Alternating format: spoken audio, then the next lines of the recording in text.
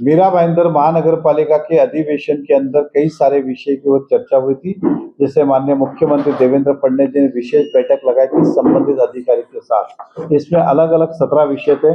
मैं सब नहीं पढ़ता हूँ, लेकिन कुछ रोड के विषय थे। रोड के अंदर छत्रपति शिवाजी महाराज जी के पुतला जो काशी मीरा नाका है वहां से लेके वीर महाराणा प्रताप जी के पुतले तक सीमेंट रोड बनाया जाए, इस प्रकार का निर्देश है। साथ ही साथ हमारा मोरवा से राइट से लेके उत्तन तक डोंगरी तक का रास्ता बाकी है सीमेंट रोड, उसे पूरा किया जाए जो कि रद्द किया गया था। जैसलपाक गोडबंदर लिंक रोड ये वापस से हाथ में लेके इसे शुरुआत करें। दिल्ली दरबार से लेके ठाकुर मॉल तक ये रास्ते को भी जगह का भू संपादन करके इसे भी शुरू करें। ये 4 रास्तों को मान्यता दी गई।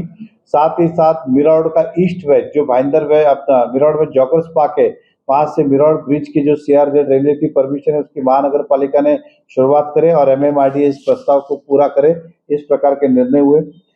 भाईंदर ईस्ट में वेस्ट में मीरा रोड में एक ही रजिस्ट्रिंग ऑफिस है और एक ही डेप्यूटी रजिस्ट्रार है। अब मीरा रोड और भाईंदर इसके लिए अलग अलग दोनों चीजें, रजिस्ट्रिंग ऑफिस भी 2 बनेगी और डेप्यूटी रजिस्ट्रार के ऑफिस भी 2 बनेंगे, जिसके अंदर लोगों को न्याय जल्द से जल्द मिलेगा। इस प्रकार के निर्णय भी हुए। इस शहर के अंदर अलग अलग 17 प्रकार के निर्णय हैं। छोटे रोड के ऊपर बिल्डिंग को हाइट परमिशन नहीं मिली थी, उसमें कमिश्नर को कहा गया कि जो बिल्डिंग और रोड के बीच में जो 4.5 मीटर का अंतर रहता है उसको आप रोड के अंदर दिखा के 12 मीटर करके उसकी प्रक्रिया करके लोगों को ज्यादा का FSI दे सकते हैं। इस प्रकार का निर्णय हुआ है। साथ ही साथ क्लस्टर के अंदर मैंने जो कहा कि क्लस्टर के कारण इंडिपेंडेंट बिल्डिंग आज पिछले 2-2.5 साल से क्लस्टर में लोगों को परमिशन नहीं मिल रहा था। अब क्लस्टर में जाना है तो स्वागत है, अगर क्लस्टर में नहीं जाना है तो स्वतंत्र इंडिपेंडेंट हमारी 1 बिल्डिंग हो 2 बिल्डिंग हो उसको परमिशन आज से दिया जाएगा। इस प्रकार के निर्णय इस मीरा भाईंदर के लिए हुए। टोटल 17 निर्णय अलग अलग विषय के ऊपर हुए। हमारे पुलिस प्रशासन का हेडक्वार्टर तो है, लेकिन पुलिस का आयुक्त तो है लेकिन स्टाफ क्वार्टर नहीं है, इसलिए स्टाफ क्वार्टर के लिए भी निधि मंजूर किया गया है और जल्द से जल्द उस प्रस्ताव को पूरा किया जाए। ऐसे अलग अलग 17 प्रस्ताव मीरा भाईंदर महानगर पालिका के मंजूर हुए हैं और ये 145 मीरा भाईंदर विधानसभा नरेंद्र मेहता इस तरह का गैजेट आपने देखा होगा, शासन के मिनट्स भी है और ये हमारी मेहनत का नतीजा है। जो हमने शहरवासियों से वादा किया था वो हम एक एक करके पूरा करने का प्रयास कर रहे हैं। ये तो 17 मुद्दे और भी है। इससे महत्व का जो कत्ल खाना जो महानगर पालिका हद में हम उत्तर में खोलने वाले थे उसको भी शासन ने रद्द करने के लिए महानगर पालिका ने इसकी प्रक्रिया करने के लिए आदेश किए गए। तो कत्ल खाना भी इस शहर से परमानेंट अब रद्द होने वाला है। और भी 17 विषय जिसकी कॉपी हम आपको दिए, ये आप जनता तक पहुंचाए। महत्व के मुद्दे थे वो रोड के, जिसके कारण इस बारिश के अंदर हम सब ने देखा कि कई जगह पर खड्डे हुए जिसके पास जवाब हमारे पास भी नहीं था और प्रशासन भी इस खड्डों को पूरा नहीं कर पाए। लेकिन बचे हुए 4 रोड अगर कंक्रीट के हो जाएंगे तो आने वाले साल में इसके खड्डे इतने नहीं होंगे जिस तरह से इस साल में थे, तो उसका हम स्वागत करते हैं। रजिस्ट्रिंग ऑफिस हो, रजिस्ट्रार ऑफिस हो, क्लस्टर हो, इन सभी को न्याय मिला है, इस बात की हमें खुशी है। आपके माध्यम से जनता तक ये बातें पहुंचानी थी, आप इसे जनता तक पहुंचाए ऐसी आपसे उम्मीद करते हैं। धन्यवाद। सर, क्लस्टर के बारे में मुझे एक क्वेश्चन। क्लस्टर में बहुत खुशी की बात है कि सेल्फ रिडेवलपमेंट के लिए जा सकती है बिल्डिंग, सिंगल बिल्डिंग जा सकती है, लेकिन 85 से पहले के जो ग्राम पंचायत की बिल्डिंग बनी है, 60 फीट में ऐसी कई बिल्डिंग है जो 90 के दशक में बनी है, जिन्होंने 1.5 माला 2 माले एक्सेस बढ़ाए हुए हैं, तो उनको बेनिफिट कैसे मिलेगा? नहीं, आप समझिए क्लस्टर का मीनिंग क्या था कि जो 10,000 मीटर की बिल्डिंग एक साथ में आओ। अब इंडिपेंडेंट पर में आप क्लस्टर में आज भी जा सकते हो। क्लस्टर तो हमने पहले भी कहा था इसे ऑप्शनल रखे, जिसे जाना है वो जाए, जिसे नहीं जाना है वो नहीं जाए। लेकिन कई सारी 1-2 बिल्डिंगें टूटी है, बाकी आ ही नहीं रही है, तो आज 2-2 साल से रखड़ रहे थे। अब उन्हें अनुमति दी गई यूनिफाइड DCR। अब यूनिफाइड DCR क्या कहता है, क्लस्टर के अंदर ही मान लो एक कोई लीगल बिल्डिंग भी थी जिसके पास OC था, प्लान के हिसाब से थी, तो उसको बेनिफिट मिलेगा। कौन सा? एडिशनल FSI का इंसेंटिव का। और साथ ही साथ समझो 30 साल की नहीं, ग्राम पंचायत के पहले की है और समझो इनलीगल बिल्डिंग भी है तो उसको भी इसी के अंदर अब बेनिफिट मिलेगा। लेकिन जो दोनों दायरे में नहीं आता है उसके लिए तो वैसे भी ऑप्शन नहीं था, ऐसे भी ऑप्शन नहीं था। मान लो एक क्लस्टर पूरा जहां पर नहीं है तो उनके पास आज क्या सुविधा है कि आप यूनिफाइड DCR के अंदर अगर 30 साल पुरानी बिल्डिंग है और लीगल है तो 15% इंसेंटिव मिलेगा, और ग्राम पंचायत के समय की बिल्डिंग है तो उनको लीगल हो के इनलीगल हो सभी बेनिफिट मिलेंगे। तो खाली क्लस्टर से हमने बाहर निकाला। किसी को रेगुलर मतलब जो इलीगल बने हुए हैं 2 फ्लोर बने हैं, किसी का 1.5 बना है, तो रेगुलर तो उसके ऊपर से इंसेंटिव मिलेगा 15%। यस यस, उनकी जितना एग्जिस्टिंग एफएसआई है उसे तो सिक्योर किया ही गया है। और उसके ऊपर 15% एक्स्ट्रा मिलेगा। यस, लेकिन सर ये मेरे दो सवाल है। एक ये 200 एक एक बोलिए। सुपर मल्टी स्पेशलिटी हॉस्पिटल बन रहा है जिसमें इस- आपका विरोध था। एक दूसरा सवाल मेरा है टोल नाके को लेके आपके भाजपा के पदाधिकारी भाजपा के मैं इनका जवाब देता हूँ। पहले ऐसा है, इसका जवाब देने के पहले इस विषय से किसी के प्रश्न है तो पूछ लीजिए। हाँ बोलिए। आपका जो सवाल मैं पढ़ रहा था उसमें आपने कहा है कि 24 के 24 जो आंकड़ा है वो रद्द करने की आपने मांग की। तो जहाँ पर क्लस्टर लागू हो सकता है वहाँ लागू होना चाहिए, जहाँ पर नहीं फिजिबल है वहाँ कैंसिल होना चाहिए। लेकिन आपने तो 24 पूरे लेआउट। देखिए ऐसा है, क्योंकि मान लो ये क्लस्टर नहीं होता तब भी यूनिफाइड डीसीआर में वो प्रावधान है ही है क्लस्टर का। आप पढ़ेंगे, क्लस्टर बाद में आया, यूनिफाइड डीसीआर पहले आया। मान लो जहाँ पे 24 के अलावा क्लस्टर नहीं है वहाँ आज भी 10,000 मीटर के ऊपर आप क्लस्टर बना सकते हो, ऐसा प्रावधान नहीं है। तो ये डबल प्रावधान की आवश्यकता नहीं थी। तो हमने कहा था इसे रद्द करो ताकि जिसको जाना है क्लस्टर में वो जाएगा, जिसको नहीं जाना है उसमें जाएगा। तो सरकार ने फिर क्या कहा, जो क्लस्टर है वो जिसको जाना है क्लस्टर में जाए, जिसको नहीं जाना है वो अपना रूटीन में जाए। ये है विषय। लेकिन उसमें और एक चीज कही गई थी कि क्लस्टर का जो 10,000 स्क्वायर मीटर की जो शर्त थी उसको छोटा किया जाए या उसको पार्ट किया जाए। किसी को अगर 4,000 स्क्वायर मीटर का करना ऐसा है कि क्लस्टर केवल 4,000 मीटर उतना ही विषय नहीं है। क्लस्टर के लिए कम से कम 18 मीटर का रास्ता चाहिए, आप समझ के चलिए। और पूरा रास्ता खाली हमारे सामने 18 मीटर होगा वैसे नहीं होगा ना, जब शुरू होगा तो एंड तक जाएगा। तो उसके मल्टीपल चीजें हैं। एरिया कम किया जाए, ये लड़ाई आज भी चालू है।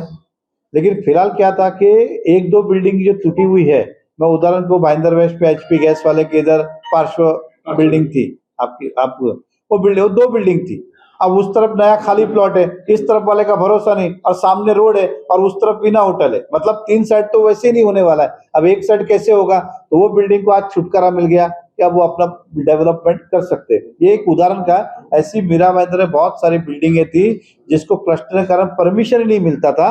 वो 2 साल पुरानी हो, 1 साल पुरानी हो, 1.5 साल पुरानी हो, 4 साल, अब सबको परमिशन मिलेगा।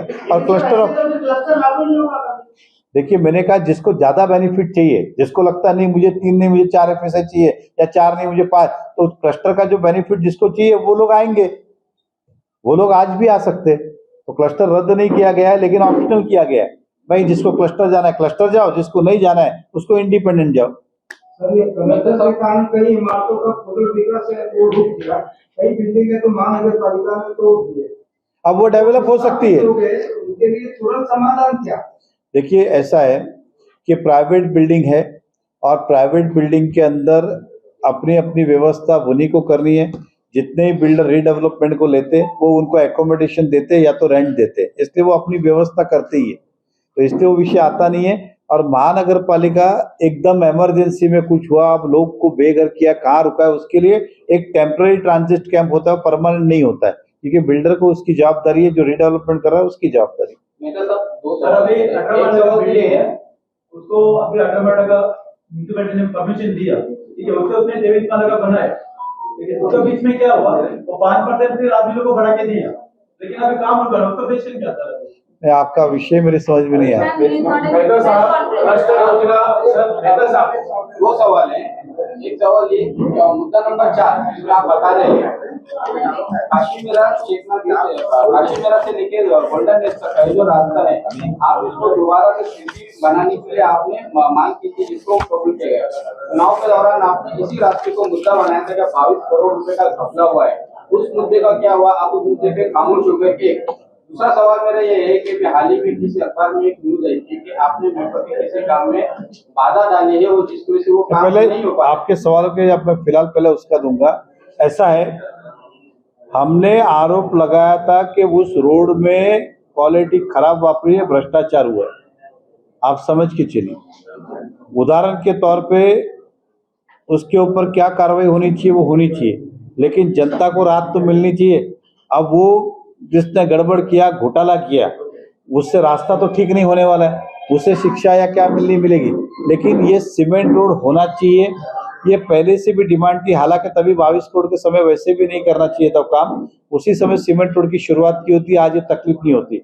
अब ये सीमेंट रोड होने के बाद आपको पता है हमारा शहर का मुख्य रास्ता है, इसके अंदर ट्रैफिक की यातायात को भी सुविधा मिलेगी और खड्डा मुक्त रोड बनेगा। नहीं तो आपने जो आरोप लगाए थे उन आरोप पर मेरा आरोप तो आप आज भी मांग कर रहे हैं कार्रवाई होने के लिए। नहीं, आप एक समझिए, हमने जनता के सामने लाया क्योंकि उनका ये आरोप था कि हम चुन के आएंगे तो रोड ऐसा बनाएंगे 15 साल 20 साल तक चलेगा नहीं, और जो 1-2 साल में टूट जाते हैं इसलिए होता है कि भ्रष्टाचार होता है। तो आपने जो रोड बनाया 1 साल भी टूटा है, इसलिए आपने भ्रष्टाचार किया। एग्जाम्पल अभी आपको भी पता है और हमें भी पता है कि भ्रष्टाचार कोई चिट्ठी या आरोप क्या बोलते हैं इसके, कोई प्रमाण पत्र नहीं होता है, क्योंकि वो बोलेंगे मुझे क्या पता कॉन्ट्रैक्टर ने बनाया, लेकिन ये हम भी जानते हैं कि उनके वचन थे, ये उनके वादे थे कि हम ऐसे रोड बनाएंगे और नहीं तो कार्रवाई करें। उन्होंने कुछ भी नहीं किया जिसके ऊपर आरोप था, लेकिन जनता को समाधान देना भी जरूरी है, इसलिए कंक्रीट रोड का होना बहुत ज्यादा जरूरी है। हमारी जो लड़ाई है वो लड़ाई अपनी जगह पे चालू ही रहने वाली है, लेकिन जनता को सुविधा मिलनी चाहिए। ठीक है, जैसा कि क्लस्टर योजना को लेकर के आपके कुछ मुद्दे और प्रताप सरनाईक के मुद्दों में मतभेद है, उसका समाधान निकला है क्या, ये बताइए आप। नहीं, मेरी बात सुनिए, उनके मुद्दे की बात ही नहीं, वो शुरू से उनका सम्मान करते हुए कोई आरोप प्रति आरोप के लिए नहीं बोल रहा हूँ।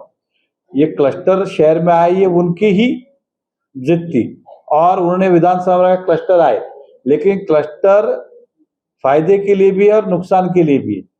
फायदा इसलिए नहीं हुआ क्योंकि महाराष्ट्र में अभी तक क्लस्टर किधर भी नहीं बना, सक्सेस ही नहीं हुआ, जबकि हमारे यहाँ बाद में आया, कुछ शहरों में बहुत पहले से। तो हमने कहा था कि इसे ऑप्शनल रखे, आप मैंडेटरी मत करिए कि 18 बिल्डिंग साथ में होगी। तो आज जो हमारी मांग थी वो पूरी हुई कि भैया ऑप्शनल है, क्लस्टर है नहीं, हमको क्या फर्क गिरता है, ये बिल्डिंग इंडिपेंडेंट भी हो सकती है क्लस्टर में, जिसको ज्यादा फायदा चाहिए क्लस्टर में जाए। और क्लस्टर अगर नहीं भी होता तब भी यूनिफाइड डीसीआर में क्लस्टर का प्रोविजन है ही कि जहाँ जूनी बिल्डिंग है और 10,000 मीटर के लोग साथ में आएंगे वहां पे परमिशन मिल सकता है। सर, शिक्षा की बात आपने कहा था, कॉलेजेस और पहले ही बात है जो सरकारी स्कूल है, हाँ, सरकारी स्कूल चल रहे हैं, ये सरकार नहीं बना रही है। एक क्या विषय था कि कॉलेजेस जब देने होते हैं, ऐसा नहीं कि कोई भी जाए और एप्लीकेशन करे मुझे लॉ कॉलेज दे दो, मुझे डिग्री कॉलेज दे दो। उसकी लोक संख्या के आधार से वैकेंसीज निकलती है, पब्लिश करते कि 2 कॉलेज हम मीरा भाईंदर में लॉ के दे रहे, 2 कॉलेज हम नाला सोपारा में दे रहे, 2 कॉलेज हम यहाँ दे रहे, 1 कॉलेज, तो उससे निकलता है। उस समय जिसका इंटरेस्टेड है वो अप्लाई कर सकता है, भैया हम ये कॉलेज बनाना चाहते। तो सरकार को ये कहा कि आप उस लोक संख्या उसकी स्टडी करें और वो कॉलेज का आप वैकेंसीज निकाले तो आप उसको अप्लाई कर सकते हो। कॉलेज ऐसा नहीं है कि मुझे लॉ करना है, मुझे डिग्री करना है, मुझे साइंस करना है, मेडिकल, ऐसा नहीं मिलता है कॉलेज। इसके पहले जो शिक्षा होती है 10वीं तक की मांग वही जब रही है सरकार। अरे ये प्राइवेट कॉलेज है, ये गवर्नमेंट के नहीं है। प्राइवेट कॉलेज भी शुरू करने के लिए पहली बात तो ऐसा है कि महाराष्ट्र में मुझे साल याद नहीं, लेकिन कम से कम 20-25 साल तो हुए रहेंगे, अब कॉलेजेस सरकार नहीं बनाती है, सरकार केवल प्राइमरी शिक्षण देती है। प्राइवेट कॉलेज हमारे शहर में नहीं है, बच्चे बाहर जाते हैं कॉलेज में पढ़ने के लिए, कोई मुंबई जाता है, कोई विरार जाता है प्राइवेट कॉलेज। इस शहर में लोक संख्या के हिसाब से कॉलेज आज भी उपलब्ध नहीं है, इसलिए इस शहर में वैकेंसीज निकाले कॉलेज की ताकि लोग आके आए और कॉलेज करें। कॉलेज के एडमिशन के लिए सरकार ने 85% तो मेरिट ही रखा है, 15% ही मैनेजमेंट कोटा है। तो कॉलेजेस बनेंगे तो 85% बच्चे जो हमारे होंगे फिर वो भाईंदर ही चूज करेंगे, बिरौड़ी चूज करेंगे, बम्बई चूज नहीं करेंगे। आज अवेलेबल नहीं है इसलिए उन्हें बाहर जाना पड़ता है, ये विषय। मेहता साहब एक आखिरी सवाल, चलिए, आपने कतल खाना का जिक्र किया कि परमानेंट यहाँ पर वो कभी बनेगा नहीं, लेकिन लगता नहीं है कि ये चुनाव को देखते हुए ये मुद्दे को लाया गया है और एक विशेष समाज के ऊपर अन्याय किया जा रहा है, क्योंकि जो महानगर पालिका जो हद होती है वहां पर कतल खाना मैंडेटरी है, ऐसा कानून है, एक नियम है सरकार अच्छा का। 33 महापालिका में कितने महापालिका में कत्ल खाने बताओ, जिनके मुश्किल से 2-3 में होंगे, आप समझ के तो चलिए। फिर आप ये मानेंगे कि पूरे मेरा जहां भी है उसको रद्द कर दिया जाए? आप ऐसा नहीं, आप सुनिए, पहली बात, इस शहर के अंदर खाने नहीं खाने इसका विषय नहीं है। कत्ल खाने का उत्तन में अधिकतर लोग मांसाहार का सेवन करते हैं, सबसे ज्यादा विरोध उनका ही है, सबसे ज्यादा विरोध उनका ही है कि यहाँ पे कत्ल खाना हमें नहीं चाहिए। पर्यावरण की दृष्टि से हो, वहाँ के वातावरण से हो, आजू बाजू से हो, किसी को भी कत्ल खाने की वहाँ पे आवश्यकता नहीं है। दूसरी बात, मैंने कहा कि हमसे बड़े बड़े शहर है, उनके पास कहाँ कत्ल खाने हैं? उदाहरण दे रहा हूँ, जो चल रहा है वो चल रहा है, लेकिन एक विशेष रूप का कत्ल खाना बढ़ाना वो हमारे लिए नुकसानदायक होगा शहर के लिए और शहर के भविष्य के लिए। उसके अंदर खाने वाले हो ना खाने वाले हो ये विषय ही नहीं है, हमें कत्ल खाने की शहर में आवश्यकता नहीं है। सर एक मुद्दा है, शहर में महंगाई जो है तो छोटे गरीब आदमियों के छोटे तोड़ रहे थे, सब तोड़ रहे थे, क्योंकि शहर में सरेआम इलीगल कंस्ट्रक्शन हो रहे थे। अभी नए नगर में कॉर्नर में इतना बड़ा गद्दी शॉप बना दिया गया, पूरा अभी ये इलीगल टोटल मुझे आप भेजिए, मैं अभी कमिश्नर से बात करूंगा। देखिए एक चीज सिंपली सी बात है कि मीरा भाईंदर महानगर पालिका में बॉडी नहीं होने के कारण लोक प्रतिनिधि के प्रशासन का मनमानी कारोबार चल रहा है। ये मैंने खुल के एक बार नहीं 10 बार कहा है। मैंने माननीय मुख्यमंत्री जी भी इसकी शिकायत की है। अब आप कहेंगे सरकार आपके, देखिए क्या होता है, कोई भी हो, कमिश्नर को ऐसा पोस्ट नहीं है कि सुबह बोला एक काम करो कल बदली कर दो, ऐसा नहीं होता है। एक दिन सबका घड़ा भरता है, इस प्रशासन का भी एक दिन घड़ा भरेगा और सरकार कोई ना कोई निर्णय लेगी। रास्ते के खड्डे से भी लोग परेशान रहे और मैंने जाहिर रूप से दिलगिरी व्यक्त की थी कि जिस तरह से काम होना चाहिए था नहीं हुआ था, आज भी करता हूँ। और ये इसलिए कि अंकुश करने वाला कोई नहीं। ये जो इल्लीगल कामों की बात बताई आपने, वो झोपड़े हो कि ये हो, मैं किसी इल्लीगल को बाइफरकेट नहीं करता हूँ, लेकिन इल्लीगल काम शहर में नहीं होने चाहिए, इसमें कोई दौरा नहीं। और जो आप मुझे बता रहे हैं, मैं खुद इनसे बात करके उसको कार्रवाई करने के लिए कहूँगा।